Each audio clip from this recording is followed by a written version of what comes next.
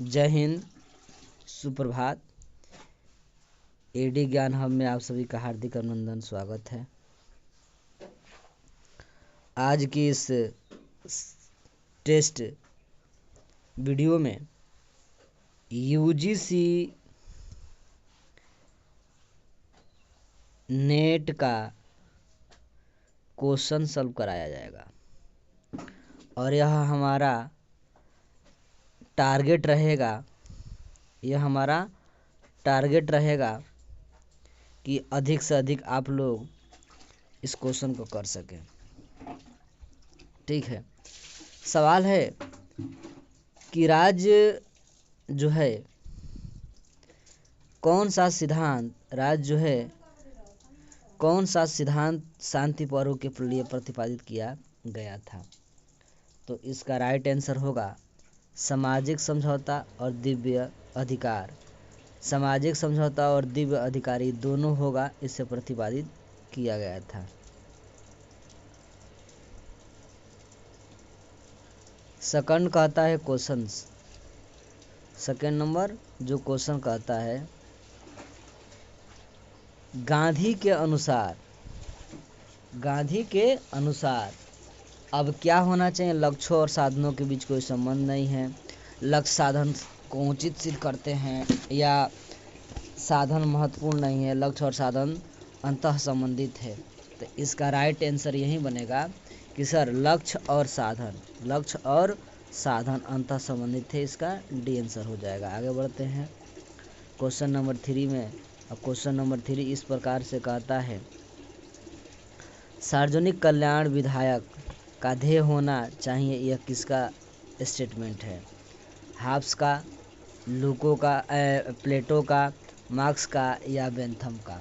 तो right answer क्या हो जाएगा इसका, बेंथम राइट आंसर हो जाएगा। बेंथम के अनुसार राज्य अधिकतम व्यक्तियों के अधिकतम सुख समृद्धि और साधन के लिए राज्य के विधि निर्माताओं हमेशा यह ध्यान रखकर कानून का निर्माण करने में ये विश्वास करते हैं। कानून का निर्माण करने में ये निर्माण करना चाहिए जो व्यक्ति के लिए उपयोगी हो और जिसके अधिकतम व्यक्तियों को अधिकतम सुख निश्चित हो सके।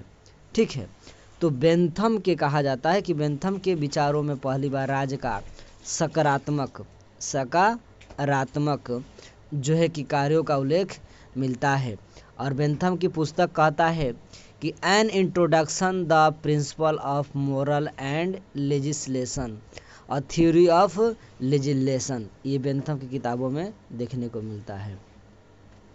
चलिए 4 नंबर क्वेश्चन कहता है, 4 नंबर क्वेश्चन कहा है कि किसने कहा कि व्यक्ति प्रकृति के अनुसार समान है, समाज उन्हें संपत्ति की संस्था के माध्यम से असमान बना दिया है। ये बात किसने कहा है भाई, ये रूसो का कहा नाम है। ठीक है। रूसो ने आधुनिक युग में सबसे पहली बार असमानता की कल्पना को अपनी पुस्तक डिस्कोर्स ऑफ इनक्वालिटी में उल्लेखित किया है। रूसो के अनुसार प्रारंभ में मनुष्य किसी समुदाय में न रहकर पृथक माने अलग अवस्था में रहते थे। कहाँ? अलग अवस्था में रहते थे। ठीक है। और अपना जीवन यापन करते थे। धीरे धीरे कुटुंबों के विचार हुआ और साथ ही व्यक्तिगत संपत्ति की अवधारणा ने जन्म लिया और जिस समाज में असमानता क्या हो गई, व्याप्त हो गई। तो इसका राइट आंसर रूसो हो जाएगा। चलिए 5 नंबर क्वेश्चन पर देखते हैं। 5 नंबर क्वेश्चन कहता है, सामान्य से विशेष तक की कार्यवाही पद्धति क्या कहलाती है। निगमनात्मक पद्धति कहलाती है। ठीक है। चलिए क्योंकि ये कहा जाता है कि सर सामान्य से विशेष की ओर कार्यवाही निगमात्मक पद्धति तो कहलाती है। निगमात्मक जो पद्धति है, निगमात्मक अगर पद्धति की बात किया जाए तो इसके अंतर्गत दार्शनिक अपना ध्यान प्रारंभ करने के पूर्व सर्वप्रथम कुछ सिद्धांतों को आधार स्वरूप निर्धारित करता है और इस सिद्धांतों को मापदंड मानकर उन्हें उपलब्ध तथा तथ्यों पर लागू करने का निष्कर्ष निकालता है। निगमनात्मक जो पद्धति है इसका उदाहरण है सभी मनुष्य मरणशील हैं। सभी मनुष्य क्या हैं? सभी मनुष्य मरणशील है। श्याम एक मनुष्य है अतः श्याम मरणशील है। आगमनात्मक की अगर बात किया जाए, आगमनात्मक की अगर बात किया जाए तो इस पद्धति में उसको विधि कहते हैं, और जिसे विशेष तथ्यों और घटनाओं के निरीक्षण तथा विश्लेषण द्वारा अन्य नियमों और अथवा सिद्धांतों का निर्माण किया जाता है। जैसे श्याम एक मनुष्य है, राम एक मनुष्य है, सभी मनुष्य मननशील है, राम और श्याम मननशील है। निगमनात्मक पद्धति के जनक के रूप में, निगमनात्मक पद्धति के जनक के रूप में हम प्लेटो को देखते हैं। किसको देखते हैं? प्लेटो को देखते हैं। जबकि आगमनात्मक के रूप में अरस्तु को हम देखते हैं। आगमनात्मक अरस्तु को देखते हैं। चलिए 6 नंबर क्वेश्चन है। 6 नंबर क्वेश्चन कुछ इस प्रकार से कहता है किसने कहा है, किसने कहा है कि विश्व प्रत्येक अवस्थाओं में उत्पाद और भविष्यवाणी दोनों है?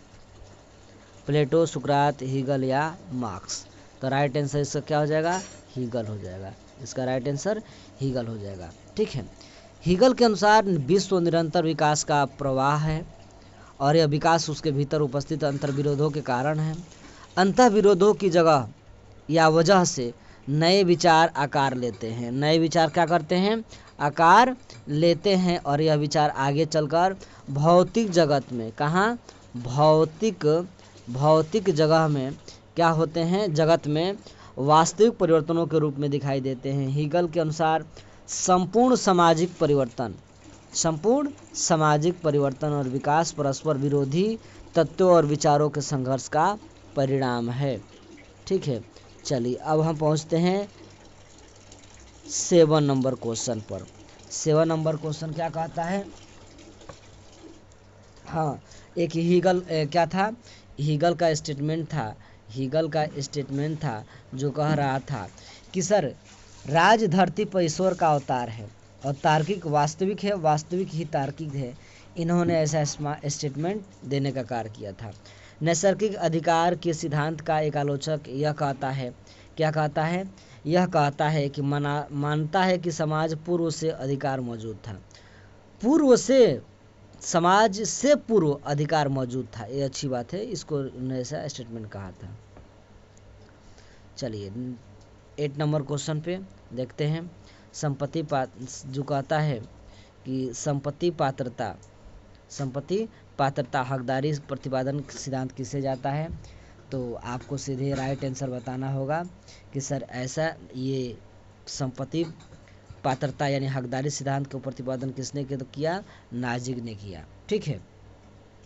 अब कहा जाता है कि नाजिक नामक विद्वान प्रतिपादित किया तो था, लेकिन नाजिक के अनुसार न्याय का आधार किसका? अगर न्याय की आधार देखा जाता है, आधार पात्रता हकदारी होनी चाहिए। पात्रता सिद्धांत के अनुसार प्रचलित व्यवस्था के अंतर्गत जो व्यक्ति जिस वस्तु के अधिकारी है उसे अपने सहमति के बिना किसी दूसरे को हस्तांतरित नहीं किया जा सकता है। नाजिक के अनुसार वस्तुओं का वितरण व्यक्ति और समाज के लिए किए गए योगदान के अनुपात होना चाहिए। इसका इस तरह से आंसर नाजिक हो जाएगा। चलिए 9 नंबर क्वेश्चन क्या कहता है? 9 नंबर क्वेश्चन क्या कहता है, आइए देखते हैं। राज एक आवश्यक बुराई है और यह संकेत किसका मिलता है? राज एक आवश्यक बुराई है, संकेत किसका मिलता है? राज का व्यष्टिवादी सिद्धांत। इसका भी राइट आंसर हो जाएगा, राज का व्यष्टिवादी सिद्धांत। राज का व्यष्टिवादी या व्यक्तिवादी सिद्धांत के अनुसार राज एक आवश्यक बुराई है। हमने शुरू में ही पढ़ा, क्योंकि राज आवश्यक ये है क्योंकि व्यक्ति के विकास के लिए केवल राज ही वह परिस्थिति प्रदान कर सकता है जिससे व्यक्ति अपना विकास कर सकता है। राज एक बुराई है क्योंकि राज के द्वारा व्यक्ति स्वतंत्रता में कटौती की जाती है। राज एक आवश्यक है आदर्शवाद। राज एक बुराई है अराजकतावाद। और राज के शोषण का यंत्र है मार्क्सवाद को प्रभावित करता है। चलिए अब यहाँ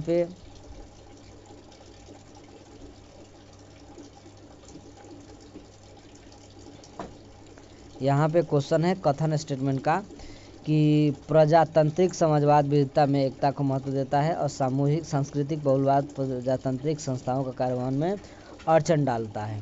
तो इसका राइट आंसर क्या हो जाएगा? इसका राइट आंसर जो इस प्रकार से दिख रहा है स्क्रीन पर, इसका राइट आंसर सी होगा। सी क्या होगा? सी कहता है कि ए तो सत्य है, ए सत्य है लेकिन आर असत्य है। इसका राइट आंसर सी हो जाएगा। ठीक है।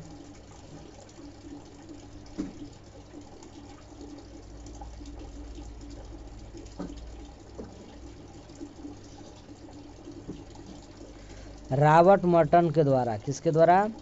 रॉबर्ट मर्टन के द्वारा प्रतिपादित बड़े शहरों में राजनीतिक मशीन की अवधारणा किसके साथ संबंधित है? सत्ता का विकेंद्रीकरण, व्यवहारवाद, प्रकार्यतावाद, या जो है कि डी में ऑप्शन कहता है नौकरशाही। तो इसका राइट आंसर क्या हो जाएगा? प्रकार्यतावाद। इसका राइट आंसर सी हो जाएगा। ठीक है, क्योंकि देखा जाता है कि 18वीं और 19वीं शताब्दी के दौर में ये होता है कि अमेरिका में राजनीतिक दलों के समान ही सुरक्षित सुव्यवस्थित संगठनों का उदय होना शुरू हुआ, जिन्हें पॉलिटिकल मशीन की संज्ञा दिया जाया गया। मर्टन के अनुसार ये संगठन अमेरिकी शहरों के व्यवस्था सिस्टम के एक महत्वपूर्ण प्रकार के निष्पादित कर रहे थे। चलिए अब पहुंचते हैं 12 नंबर क्वेश्चन पर। 12 नंबर क्वेश्चन पर अटैक करते हैं। अल्प विकास, क्या भाई? अल्प विकास के सिद्धांत का प्रस्तावक किसे माना जाता है? अल्प विकास के प्रस्ताव को जो है कि प्रस्तावक समीर अमीर को माना जाता है। क्यों? कहा जाता है कि अल्प विकास के सिद्धांत पराश्रिता निर्भरता सिद्धांत से जुड़ा हुआ है और निर्भरता सिद्धांतकारों के अनुसार विश्व केंद्र, कोर और परिधि पेरीफेरी में विभाजित है। केंद्र और राज्य के परिधि के राष्ट्रों का शोषण करते हैं और इनके अनुसार विश्व व्यापार में विनिमय की असमानता व्याप्त है, क्योंकि कच्चे पदार्थों का उत्पादन विकासशील देश करते हैं, किंतु विश्व व्यापार में सबसे ज़्यादा लाभ विकसित देशों को प्राप्त होता है। इन सिद्धांतकारों के अनुसार परिधि की राष्ट्र अल्प विकास के शिकार हैं। इनके अल्प विकास के कारण केंद्र राज्यों द्वारा शोषण होता भी है। निर्भरता सिद्धांत के अनुसार तीसरी दुनिया के देश अविकसित नहीं बल्कि अल्प विकसित हैं। तथ्य कहता है कि निर्भरता सिद्धांत के मुख्य प्रतिपादक राउल ब्रविस हैं। निर्भरता सिद्धांत के मुख्य समर्थक पाल बरान, पाल स्विजी, आंद्रे गुंड्रेल फ्रैंक और समीर आमिर है। तो निर्भरता सिद्धांत के मुख्य पाल बरान आएगा तो भी हो जाएगा, पाल स्विजी आएगा तो भी होगा, आंद्रे गुंड्रेल फ्रैंक होगा तो भी हो सकता है और समीर अमीन भी हो सकते हैं। समीर अमीन की पुस्तकें हैं कि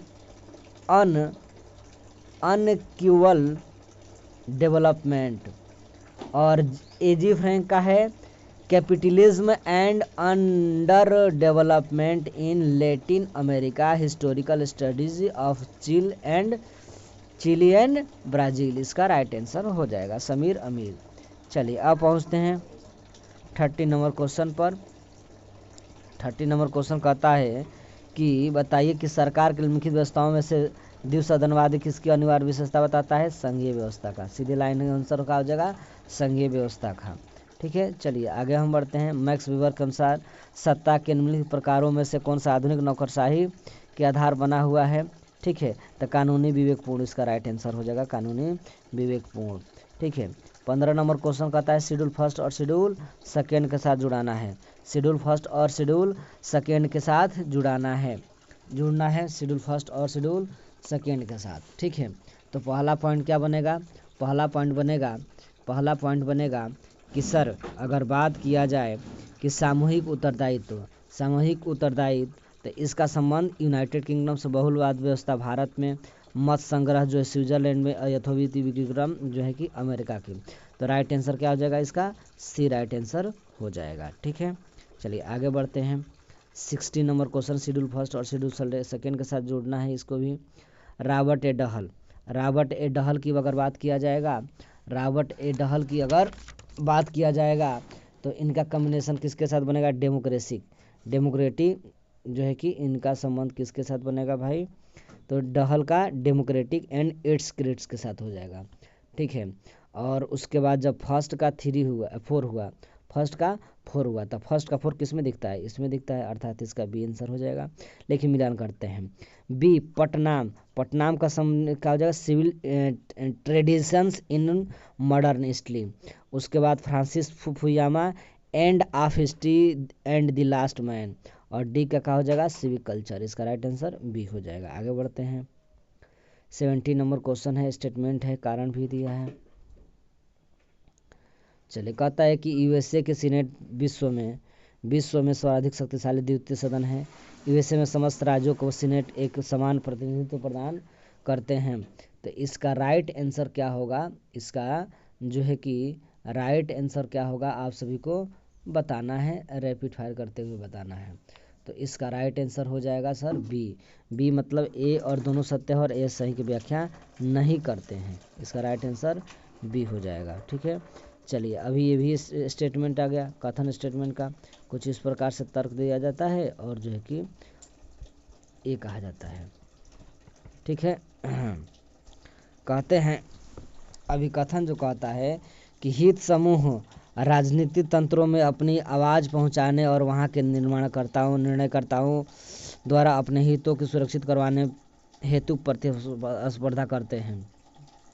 ठीक है, तर्क कहता है, तर्क क्या कहता है, तर्क कहता है कि हित समूह राजनीतिक दलों को निरंतर समर्थन प्रदान करते हैं। तो इसका राइट आंसर क्या होना चाहिए, हमें देखना होगा। तो राइट आंसर इसका इस प्रकार दिखता है कि सर ए का बाद जो स्टेटमेंट था तो सही था, लेकिन आर जो है कि असत्य था। इसका राइट आंसर सी हो जाएगा। आगे हम बढ़ते हैं। आइए, आ गया बहुत इंपॉर्टेंट सवाल, और इसमें जो है कि कई सवाल पूछे बनेंगे। यूएसए को राष्ट्रपति का सही क्रमानुक्रम बताना है। यूएसए के राष्ट्रपति का सही क्रम फ्रैंकलिन डी रूजवेल्ट ये थे, तो 1933 से लेकर 45 के दौर में ये राष्ट्रपति के पद पर थे, अमेरिका के राष्ट्रपति के पद पर थे। ठीक है, उसके बाद क्या हो जाएगा, जॉन कैनेडी, उसके स्थान पर जॉन कैनेडी दूसरे स्थान पर कब आते हैं, 1961 से लेकर और 63 के दौर में जॉन कैनेडी आते हैं। तो फर्स्ट ये हुआ और सेकंड में जॉन कैनेडी हो गया। थर्ड में क्या होता है, तो जॉर्ज बुश कब आते हैं भाई, तो 1989 से लेकर 1993 के दौर में आते हैं। तो 3 नंबर पर जॉर्ज बुश हो गया और 4 नंबर पे क्या हो जाएगा, बिल क्लिंटन कब आते हैं, तो 1993 से लेकर, बिल क्लिंटन का संबंध 1993 से लेकर और 2004 के समय तक ये बिल क्लिंटन अमेरिका के राष्ट्रपति के पद पर थे। तो इसका राइट आंसर क्या हो जाएगा, इसका राइट आंसर इस प्रकार से हो जाएगा, बी इसका राइट आंसर होगा। कुछ इस प्रकार से देखते हैं, बी इसमें क्या कह रहा है सर, 1, 4, 3, 2 और 3, इसका राइट आंसर बी हो जाएगा। आगे बढ़ते हैं और क्वेश्चन नंबर हम पहुंच चुके हैं जो है कि 20 पर पहुंच चुके हैं। ये भी स्टेटमेंट कारण है। कहता है सही क्रम बताइए। भारत के संविधान को संदर्भ में रख रहा है कि भारत की संविधान सभा का प्रथम बैठक यूएसए में न्यू डील लेजिस्लेशन, नव संविदा कानून, यूरोप में मैस्ट्री संधि, बाल्टिक राज्यों का सोवियत संघ के में विलय। सबसे पहले इसका पॉइंट क्या बनेगा, ई पहले बनेगा, यानी कि चौथा का पहला होगा। अब मिलान कर रहे हैं सीधी बात पर कि फर्स्ट का 4 कहाँ दिया है, तो इसमें दिख रहा है कि सर फर्स्ट का 4 मात्र एक ही दिया है, तो इसका मतलब राइट आंसर क्या हो जाएगा, इसका 4 हो जाएगा। ठीक है, चलिए आगे बढ़ते हैं। उपराष्ट्रपति के बारे में दिया है, आइए देखते हैं। कहते हैं भारत के उपराष्ट्रपति के बारे में कथनों को सही क्रम बताना है और राज्यसभा द्वारा निर्वाचित होता है, राज्यसभा का पदेन अध्यक्ष होता है, 4 वर्ष का कार्यकाल के लिए। सब कुछ गलत होगा। इसका राइट आंसर होगा कि राज्यसभा का वो पदेन अध्यक्ष होता है, राज्यसभा का पदेन अध्यक्ष होता है, हमें ये जानना होगा। और किस आर्टिकल में आप सब जानते होंगे कि जो है कि 63 में इनकी बातें कही गई हैं, 64 में इनकी बातें कही जाती हैं कि सर उपराष्ट्रपति राज्यसभा का पदेन सभापति होता है और अन्य लाभों का पद धारण नहीं करता है, यानी कि उपसभापति पदेन इसका क्या हो जाएगा, 64 आर्टिकल में निहित कर दिया जाएगा। ठीक है, और उसका आर्टिकल 67 में चर्चा किया गया कि 5 साल के लिए वो होता है। चलिए 6 क्वेश्चन, नेक्स्ट 22 क्वेश्चन कि दलित पैंथर मूवमेंट कहाँ प्रारंभ हुआ, पश्चिम बंगाल, बिहार, उड़ीसा, महाराष्ट्र। इसका राइट आंसर क्या हो जाएगा, महाराष्ट्र हो जाएगा। महाराष्ट्र हो जाएगा। क्यों? क्योंकि 1972 के दौर में 1972 में महाराष्ट्र के मुंबई शहर में प्रारंभ किया गया था।